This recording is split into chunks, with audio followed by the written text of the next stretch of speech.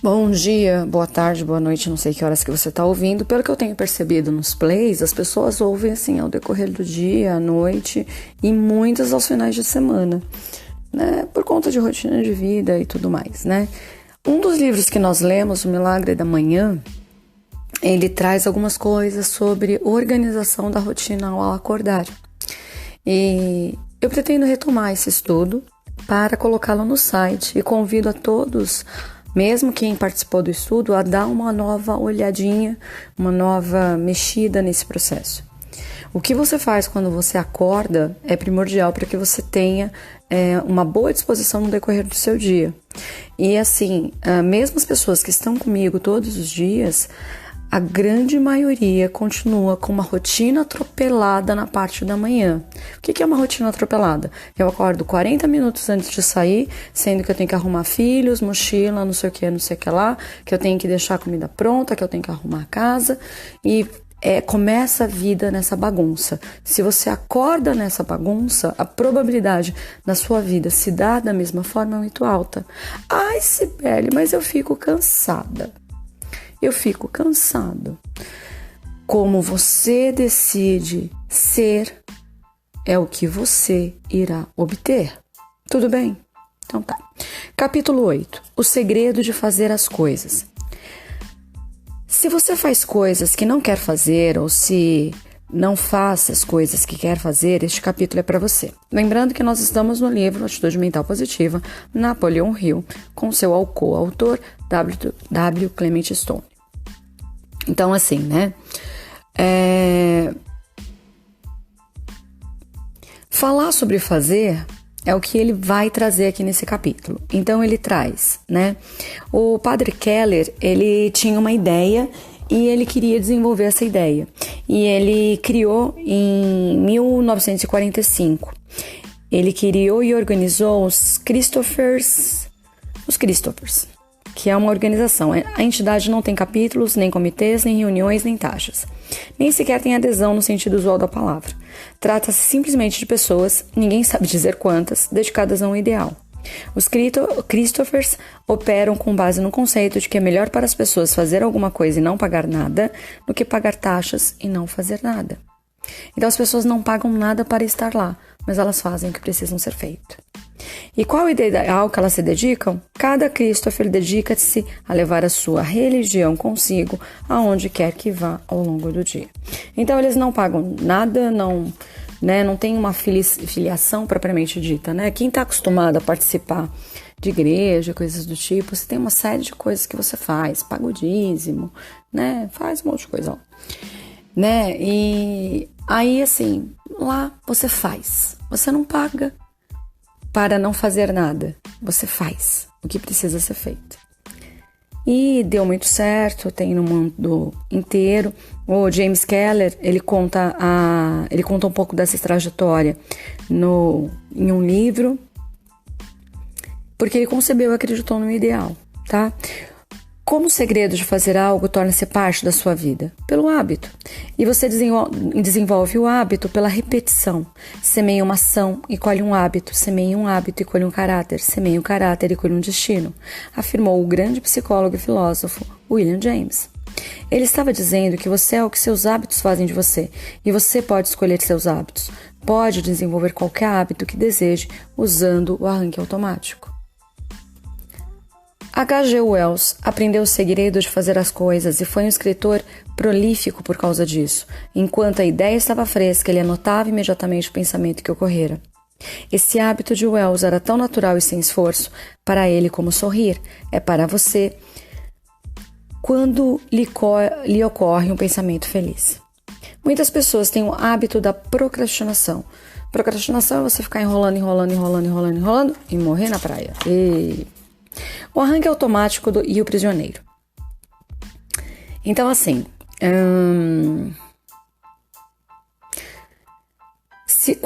meu pronúncia em inglês é péssima, tá? Então, assim, toda vez que eu ler algo que eu ficar pensando na pronúncia, é porque vai dar errado, mas tudo bem. O Kenneth Erving Harmon, ele era um funcionário civil da Marinha em Manila quando os japoneses chegaram lá. Ele foi capturado e mantido em um hotel por 2 dias antes de ser enviado para um campo de prisioneiros. E o que aconteceu quando ele foi enviado né, para esse hotel. Ele tava com medaço, ele tava com medo de ser torturado, ele tava com medo do tempo que ele ficaria preso, né? Porque assim, é guerra, né? Então, só Deus na causa. Aí ele encontrou um cara lendo lá Quem Pensa Enriquece. Aí ele falou assim, nossa, adorei esse livro. Só que quando ele foi conversar com o cara, ele viu que aquele livro era importante para ele também. Então ele falou, eu quero ter uma cópia para mim, né? Porque daqui 2 dias eu vou embora e eu quero ter ele comigo.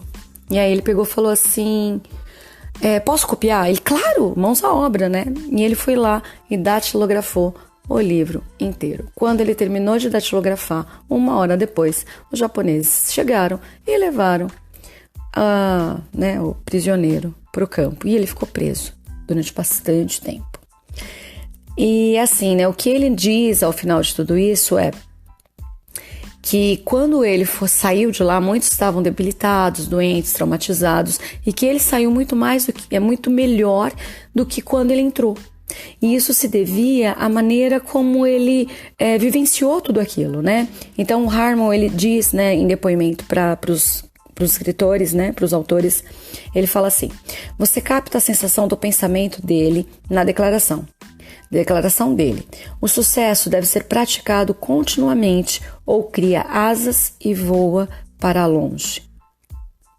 Então, assim, tudo o que ele fez foi ler e reler o livro, se manter com uma atitude mental positiva, buscar dentro daquela situação horrível meios para poder dar conta das suas sensações, das suas emoções. As pessoas saíram de lá doentes e traumatizadas e ele saiu de lá uma pessoa muito mais forte do que quando entrou. O dia que poderia ter sido desperdiçado. O segredo é fazer as coisas para mudar a atitude mental. De fazer as coisas pode mudar a atitude mental de uma pessoa de negativa para positiva. Um dia que poderia ser arruinado pode se tornar um dia agradável. Jorge Judá, estudante da Universidade de Copenhague, trabalhou com guia turístico em certo verão. Então, assim, né? Ele chegou em Washington e aí o que aconteceu? Ele perdeu a carteira dele. Aí ele falou assim, poxa, o que eu faço agora, né? Ficou levemente chateado. Aí ele falou assim, eu sou a mesma pessoa que eu era antes de perder a carteira. Agora que eu já perdi a carteira, que se lasque, vou viver, estou em Washington, estou feliz e vou passear. E aí ele foi, passeou, ele falou, agora é o momento de ser feliz. Sou o mesmo homem que eu era antes de perder minha carteira. Eu estava feliz, eu deveria estar feliz agora, simplesmente por estar na América, por ter o privilégio de desfrutar de umas férias nessa grande cidade. Não vou perder meu tempo em infelicidade fútil por causa da minha perda. Ele foi, passeou, brincou, conheceu os lugares. Ele conta que foi uma das melhores viagens que ele fez e comeu uns amendoins para não ficar com muita fome, né, já que ele tinha perdido a carteira. E aí, para arrematar a história, 5 dias depois daquele dia tumultuado, a polícia de Washington encontrou a carteira e o passaporte e o enviou para ele. Né? Ele podia ter desperdiçado o dia, não desperdiçou, ficou de boa e ainda a carteira voltou para ele. Você tem medo das suas melhores ideias? Uma das coisas que muitas vezes nos impede de agarrar o agora é uma certa timidez diante de nossas inspirações. Tipo assim, você tem uma inspiração e fala assim, vou fazer isso, né? Olha, isso é legal. Aí você fala, não, mas pode acontecer isso, pode acontecer aquilo, pode acontecer aquilo outro. Aí você morre na praia, olha que legal. Um dia, Eleonor, a Eleonor e a Ruth, elas são irmãs. O pai delas é um pintor frustrado que compra um monte de pintura e coleciona. E aí, com o tempo, ele começou a comprar as pinturas para elas. E aí, um dia, a Eleonor e a Ruth, a Eleonor acordou a Ruth às 3 da manhã e falou assim, não comece a discutir, mas eu tive uma ideia fantástica. Vamos formar uma aliança de mastermind? O que, afinal de contas, é uma aliança de mastermind? Perguntou Ruth. Nossa, acordar às 3 da manhã para falar um negócio desse. Uma aliança de mastermind é a coordenação de conhecimento e esforço no espírito de harmonia entre 2 ou mais pessoas para a realização de objetivo definido. E é bem isso que vamos fazer. Vamos entrar no negócio de aluguel de pinturas. Ruth concordou, aquela é uma ideia fantástica. Então elas começaram a alugar. No primeiro ano, o pai delas, assim, né, deixou elas fazerem e tal, ficou meio preocupado. Todo mundo falou para elas que aquilo era perigoso, por conta de que as pinturas elas eram muito caras e que as pinturas poderiam ser danificadas. Então foi um ano de muito trabalho, muita luta, muita pesquisa, mas deu certo. Elas se tornaram referência e elas tornam pessoas mais felizes. Então, ocasionalmente, as pessoas vão lá e alugam para festas, eventos, recepções, para ter um pouquinho em casa. Pinturas muito caras que nunca elas teriam prazer de ter. Numa dessas, elas receberam a carta de uma pessoa que estava presa. E ele foi, assim, numa penitenciária de Massachusetts. E ele mandou uma carta e pediu para ele. E aí ele falou assim, olha, talvez você não queira fazer isso por conta do endereço. Mas elas não só enviaram as pinturas que ele solicitou, mas elas não cobraram nada por isso. E o legal, né, é que as pinturas foram enviadas de graça, exceto os custos de transporte. Em troca, Ruth e Leonor receberam uma carta das autoridades prisionais contando como as pinturas foram usadas em um curso de reconhecimento de arte que beneficiou muitas centenas de detentos. Né? Muito bom, né? Você está pronto para dobrar sua renda? W. Clement Stone percorreu regiões da Ásia e do Pacífico, como um dos 7 executivos representantes da National Sales Executive. É isso aí. E aí ele foi fazer uma palestra sobre motivação para um grupo de empresários da Melbourne, Austrália. E era Edwin H. East, gerente de uma firma que vendia armários de metal. Então, assim, ele foi lá, deu uma palestra, né? Aí o cara procurou ele. Você não sabe o que aconteceu. Aí ele me conta o que aconteceu. Você falou que a gente pode dobrar as nossas vendas durante um ano, mas eu fiz isso em 48 horas. Aí ele, oi? Tá, me conta. E aí ele contou. E aí ele falou sobre lembra do Allen, que tem exemplo aqui nesse livro, que é o cara lá que vende seguros, que ele teve um dia terrível que ele não vendeu nada, e aí ele falou no escritório, amanhã eu vou voltar no mesmo lugar e vou vender. E aí todo mundo deu risada dele, ele foi lá e teve recorde de venda. Então, foi essa história que ele contou nesse curso de motivação, e o cara falou assim, bom, se alguém conseguiu, eu posso conseguir. Ele foi lá e fez. No que ele pegou, ele foi para os registros dele e analisou 10 contas mortas. Ele preparou o que anteriormente poderia parecer um enorme programa para apresentar a cada uma. E ele foi e fez isso no agora. E depois, ele pegou mais 10 contas com uma atitude mental positiva e fez 8 vendas grandes. É incrível. Verdadeiramente surpreendente o que a atitude mental positiva pode fazer pelos vendedores quando usam esse poder. Então, assim, isso é a fala do autor, mas você pode não ter visto como poderia aplicar o princípio em sua própria experiência. Edwin aplicou, e você também pode. Você pode aplicar os princípios de cada uma das histórias que lê em atitude mental. Se alguém fez, você pode fazer também. Você pode misturar negócios com prazer. Manley adorava caçar e pescar. E ele queria viver ao ar livre. E aí ele pensou assim, poxa, será que eu posso vender seguro em algum lugar onde eu possa conciliar essas duas coisas? E aí ele falou, vou pro Alasca. E aí ele foi procurar homens que trabalhavam na ferrovia do Alasca. E ele acabou ficando conhecido como o Andarilho Cecil, como era conhecido. Tornou-se uma visão bem-vinda para aquelas famílias isoladas, não só porque vendia seguros, onde ninguém mais tinha pensado valer a pena dar-se ao trabalho de fazer isso, mas também porque representava o mundo exterior. Então, assim, né, ele é simpático, provavelmente, né, porque um bom vendedor tem que ser simpático. Ele aprendeu a cortar cabelo, então ele cortava o cabelo da Almarada, muita gente lá vivia sozinha. Ele aprendeu a cozinhar, as pessoas enviam um enlatado, então alguém que corta teu cabelo e cozinha se torna seu melhor amigo.